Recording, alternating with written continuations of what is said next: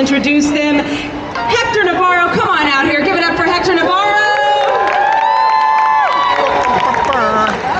Give it up for Tiffany, everybody. All day long, setting us up. Guys, let's bring them out because they're so lovely and they're the stars of the #1 Trilly of all time. #1 Trilly, Sean Astin and Elijah Wood.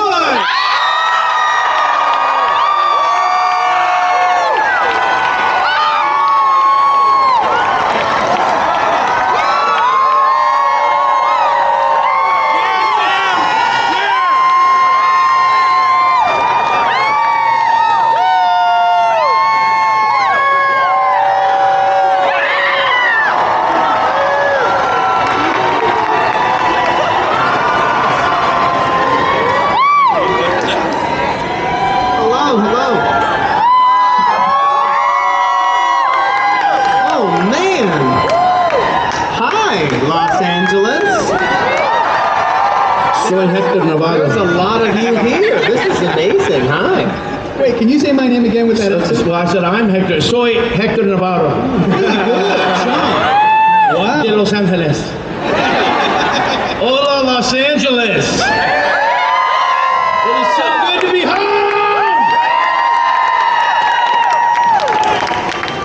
I thought we were going to a boat show today, and I'm like, I gotta say, today more people have wished me luck to come. I'm like, the stakes are high. Good luck for the panel? I guess they're like, why? We have to be terribly interesting and funny and relevant, and it's exhausting. You guys are good. If it doesn't go well, it's my fault. That's why I'm here. You guys are fantastic. Blame Hector. These guys are so sweet. We are going to open it up to the audience for fan questions. We're absolutely going to do that, and I want to give as much time for that as possible, but these guys are so sweet. Sean said, Hector, just open up with whatever's interesting to you. I just have a few questions for you guys. There are so many things that you are both in that I think we all love. It's crazy to sit there and look at everything that you guys have done, but I have to mention, I'm a lover of animation. And you guys have been in some awesome, I'm talking Tron Uprising is a show I love. You were awesome as Shazam in the various Justice League things you were in. So good. Fall just about ended. I don't call it fall anymore. I call it Over the Hedge season is what I call it. No, Over the Garden Wall season is what I call it. Thank you. Over the Garden Wall. Sorry. Over the Hedge is tomorrow, William Shatner. But Over the Garden Wall, which is a beautiful show, so good. Oh, thank you. And I love it. Sean, I was thinking we should say the name of something and have the audience guess whether it was me or Elijah in it. we could try that. Next year. Okay, which one of these two was in Rudy? Okay.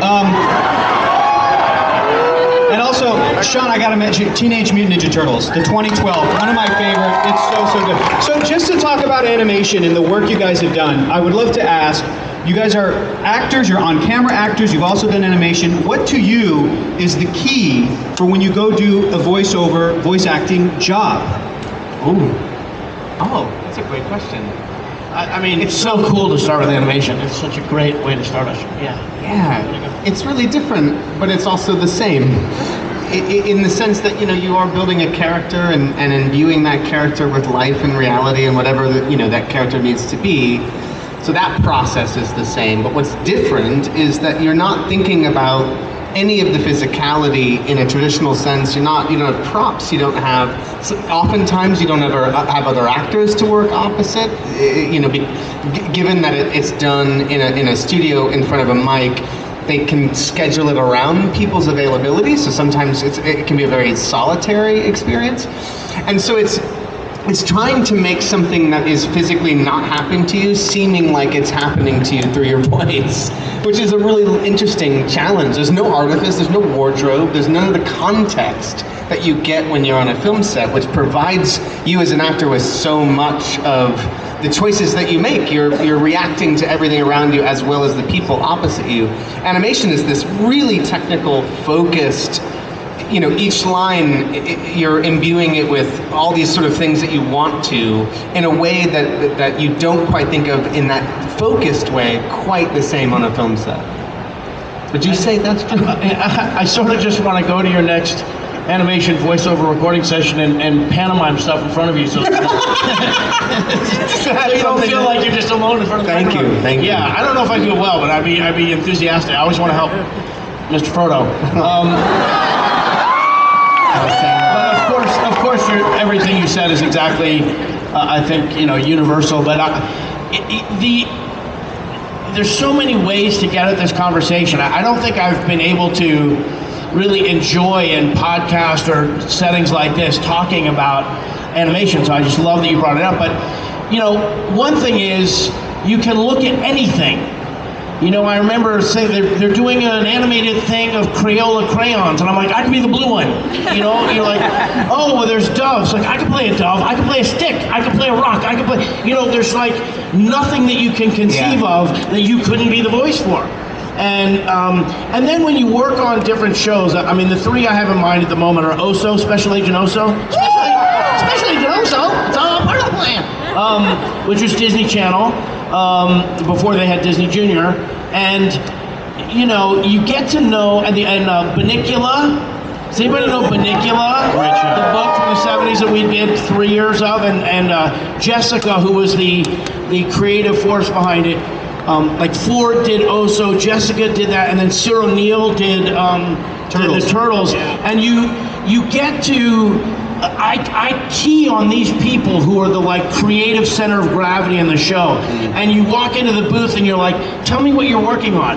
Tell me what's going on. Oh well, we're finishing this episode, and they just gave us, this arc is going in this direction, and oh, here's some sketches. Jessica would show us sketches of what she was doing, and I'm like feeding off of how they got a show sold and how they get to. The patience that they have to have over a 2, 3, 4, 5, 6 year period. We're just dropping in for for a day or 2 or 3, and they're so excited because they've been building this house, and when we show up, it's like the day they put the grass and the flowers in.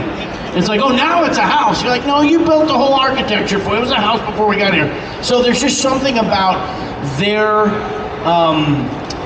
passion, their professional,ism, their creativity that I'm playing to them. That's cool. I'm playing to them. I want that person to be happy with what I'm doing. And usually there's a director, and the directors are always have so much energy, and they have to manage so many different personalities and people and the clock and this kind of thing. And so they're like your pace car. You're holding on to them for dear life to make sure you're doing what you're supposed to do. But then you're looking right behind them on the couch through the glass at the creator when the creator's you can just tell when they're happy, and you can tell when they're not. And you want to it makes it so fun. You're like, oh, now we're doing Lego. Oh, now we're doing video game. Oh, now we're doing this. And you walk in and you're like, what an unbelievable career to get to do. I get home and my wife and kids are like, what did you do today? I'm like, oh, I was Chester. Night of the Living Invasion! Like, that was your day, Dad? Yeah, what did you have an essay? What did you do? You know what I mean? It's like, it's awesome. Well, I just love when I'm watching something and I get to hear you guys. It brings me so much joy, but you're also so fantastic at all those various roles that you mentioned, so that's awesome. So I got to ask about animation. I think after that, we can go ahead and open it up to the fans. If anybody's got fan questions, I'll try to also, if I can help, if you guys need me to repeat any of the questions, I can try to hear them and then repeat them. And we've got somebody here with the microphone coming out into the crowd. Elijah, Sean, would you guys like to pick somebody that's got a question for you? Hector, you be in charge. I think you should stand up, walk to the front of the stage. Too much pressure. You guys stay there. Think age range, diversity.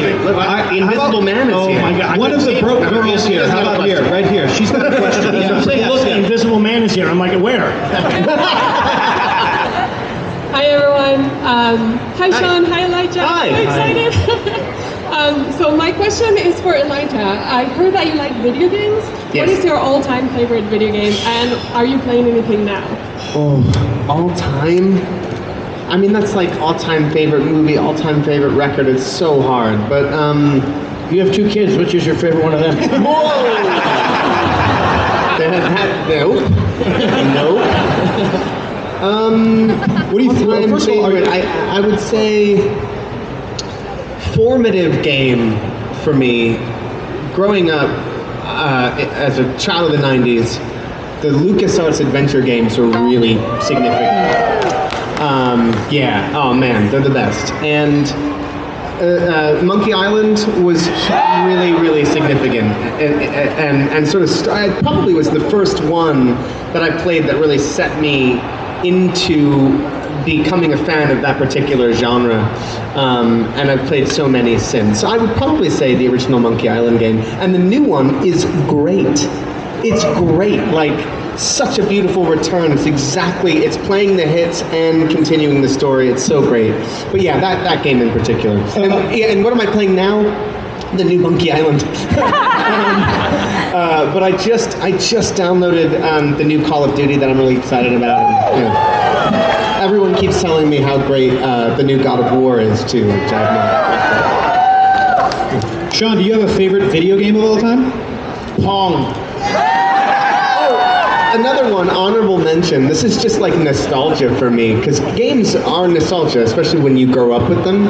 But on Game Boy, Super Mario Land. Did anybody play Super Mario Land?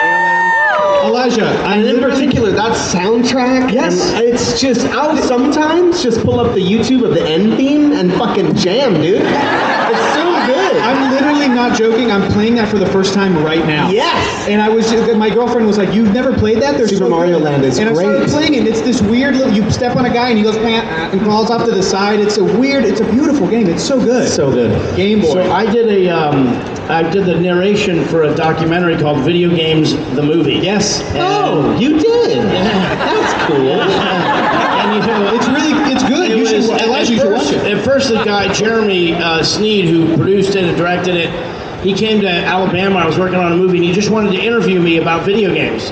And I'm no, connoisseur. I mean, I can't tell you who the designers were and that kind of thing. But after an hour and a half of talking to him, I was like, "Can I please narrate the whole movie, and can I produce it with you, and can I live in your house?" And because he knew every studio.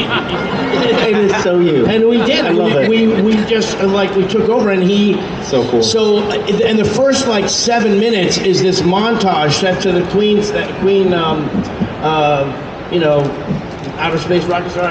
What's the Queen song? Flash? Gordon? No. What? Queen Outer Space? Rocket Ship to Mars. Don't stop me now. Don't stop. Yeah. Stop me now. Yeah, That's right. And it's a montage set to that, and you talk about nostalgia. I mean, you're literally if you're not crying, then you weren't born in the 70s and 80s. I mean, it's so beautiful. And then we did a TV series called Unlocked, where we did 8 episodes, and it was sort of 3 known people each episode taking you into some element of video games. So going to New York Film Academy and seeing how they have game design. That's awesome. Yeah, So there was that, and then we just finished Nintendo the movie, where we did a documentary about Nintendo, and we kind of were like, how do you tell the story of this company from the 1800s when it was a game company? They made cards. Yeah, cards and trinkets and stuff like that. So we actually built in miniature their early offices that they would have had in Tokyo, and yeah.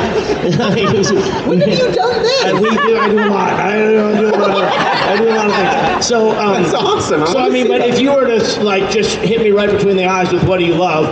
Age of Empires, skirmish mode, Age of Empires 2 skirmish mode, and my wife and I'm pretty sure You guys got down with that game. We networked the computers together, land them together, and my wife and I would be like, you hear the baby crying, you're like, just don't attack. I'll go do it. I'll change it up, but just don't attack, But the kids, we play Mario Kart on the Wii. We do. It's this. We could just, all day long with that one. Video games are. It's so much fun now to talk to people in the Midwest or the South or working class families where all the kids do all day long is play video games and the parents are pulling their hair out, and you're like, actually, it's like a $6 billion. It makes more money than music, sports, movies, television, every other entertainment art form you can think of combined. Video games are beating it. There's careers for them. Their imaginations can be unlocked, and they can. We the future is behind us almost, you know. So video games, good question. If anybody gives you a hard time about playing video games, just send them that clip of Sean just passionately defending them. That was awesome. Great question. Thank you. I want to go over here to the next question. You right here. Yes. What's your question? Hi. Hi. I'm curious. So, the cast for Lord of the Rings, it seemed from like interviews and pranks that you guys bonded like really well. I'm curious, do you still hang out or reunite at any time? So the question is in regards to us on Lord of the Rings and like the bond that we had there, and So you guys can't see it, but Rosie Cotton just asked a question about Frodo and Sam's love affair, and if we meet every fall at the same cottage at the same time. That's what I think she was. I don't know. Do we hang out? Yeah. Yes. I mean, look. The reality is, we are all. Everyone that engaged in making those films, we are linked for life, regardless of whether we get the wonderful opportunity to spend time together or see each other. We're intrinsically linked, and we always will be. And it's that kind of thing that when you spend that kind of intimate time with people over a long period of time, years will have gone by, and you see them, and it's like no time has passed. And that's the kind of bond that we all share. But yes, I mean, we currently have a Hobbit text thread where we share our crossword scores on the New York Times crossword, mini crosswords. And Wordle, and every day at midnight East Coast time somehow. Yeah. When the New York Times mini puzzle comes out.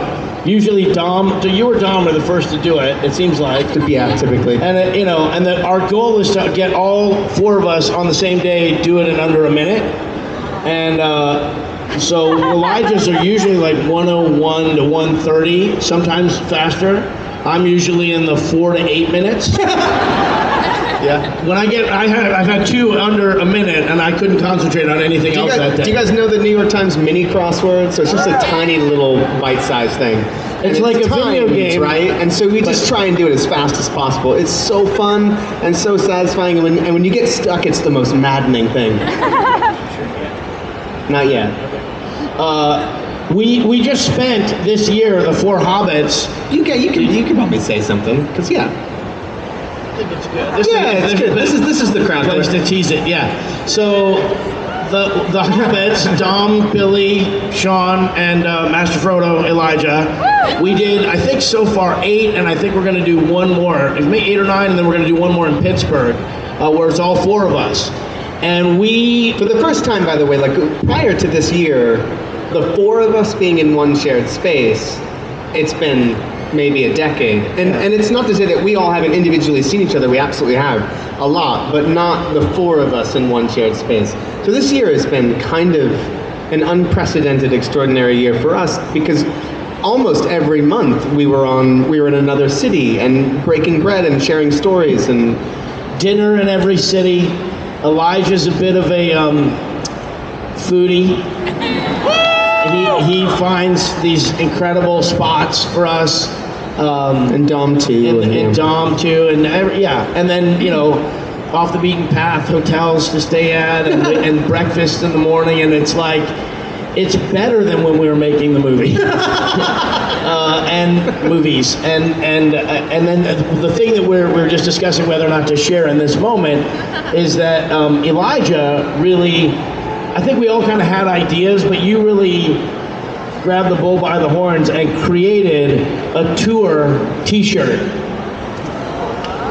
Yeah, that's got, like, on the back, like you go on a rock and roll tour, it's got the list. I mean, we were in Bree, I think, in July. And we were in Calgary, and then the design on the front is really well. You want to talk about the artist? Yeah, Jess Rotter is an incredible artist. She does a lot of stuff for Light in the Attic Records. She's done album artwork. She does a lot of t-shirt design. She's really incredible, and her friends, we just immediately thought of her. And so yeah, we've just kind of got this tour t-shirt that we're just about to launch really soon. That just came out of all of us hanging out. And is LA going to be on it? I don't think, because it's the 4 of us, so I don't know if LA is going to be on that list. It's just the 4 Hobbits. not to be, overly anal. I'm gonna work on that. But in answer to your question, we're all a big extended family, and the four of us obviously share a very specific special bond because we spent a lot of time together in New Zealand, and we were all around the same age, but that extends beyond the four hobbits into everyone else. And I'm just picturing those early years in 2008, 9, 10 when I would come over to your house to cook, and you were like, Sean, it's cool, but potatoes. Hell of a gardener. Sean, I'm sure that some fan here today is probably going to come up with their own T-shirt with this day and date, and then you'll sign it at some point, and they're just going to be stoked about this. That does happen. Yeah, absolutely. Good. Awesome. All right, I want to go over here to this section if possible. Somebody's got a question. You right here, with the Spider-Man shirt.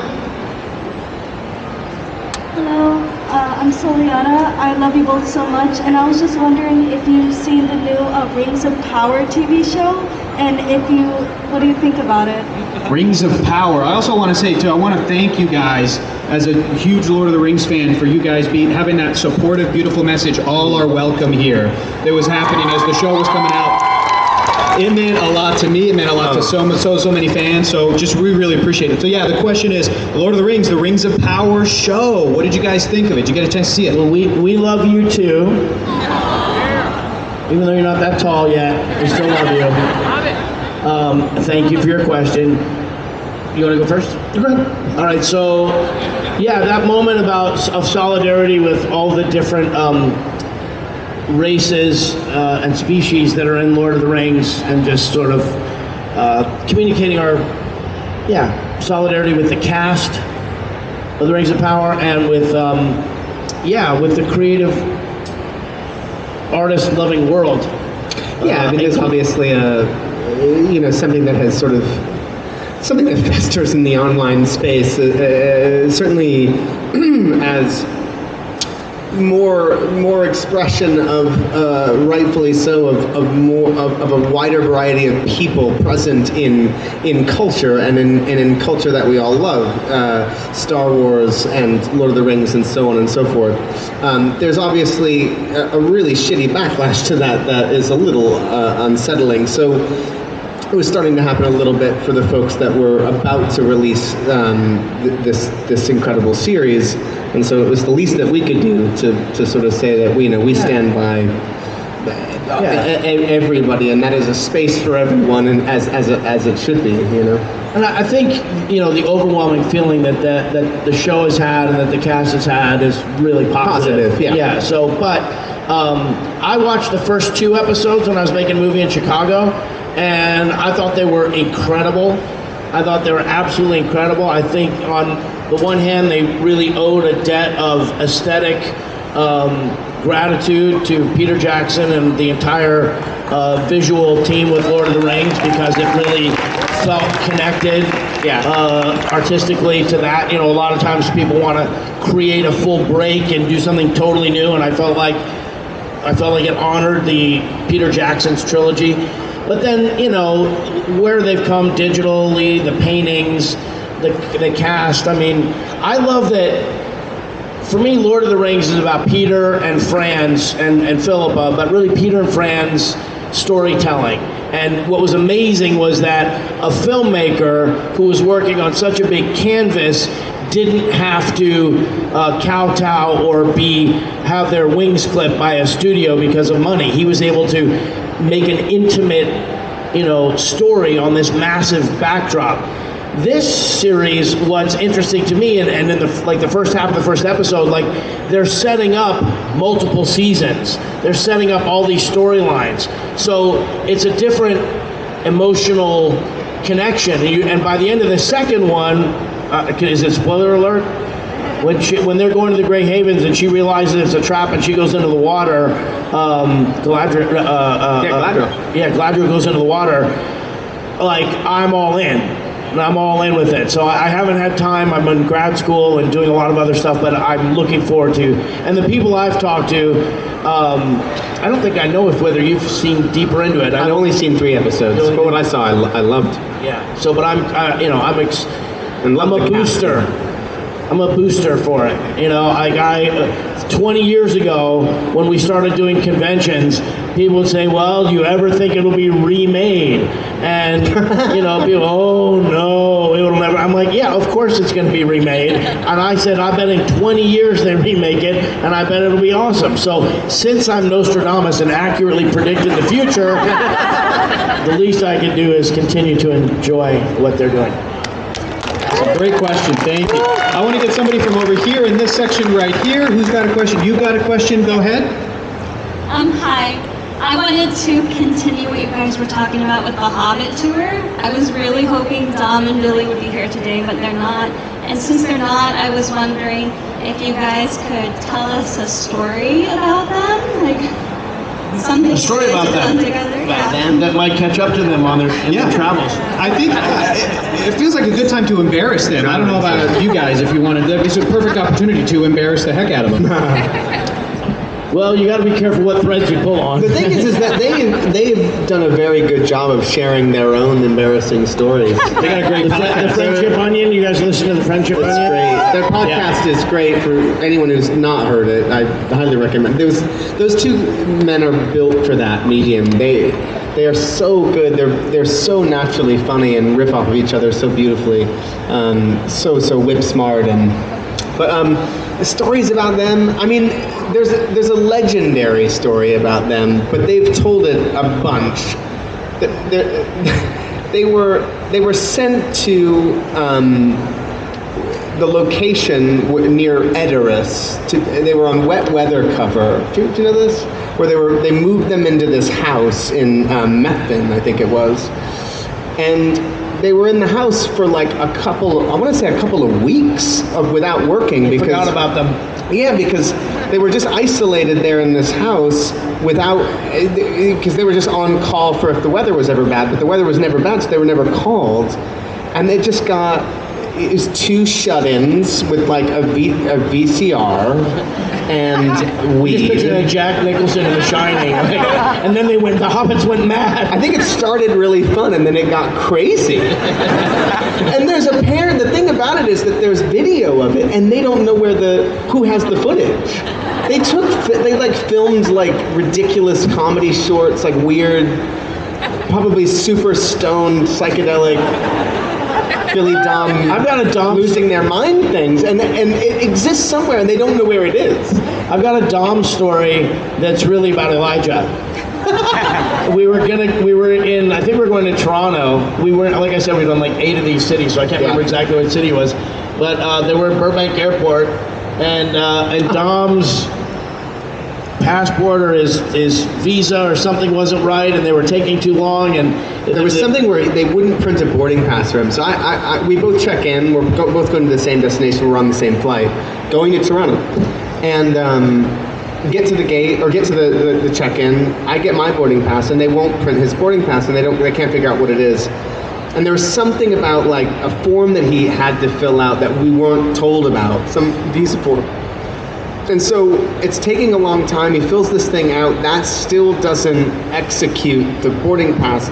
And what started as being a fair amount of time before the plane were to leave, it's eating that time, and it's becoming kind of quickly apparent that we're not going to make the flight, or that he's not going to make the flight. And you can carry it. Yeah, so Elijah gets to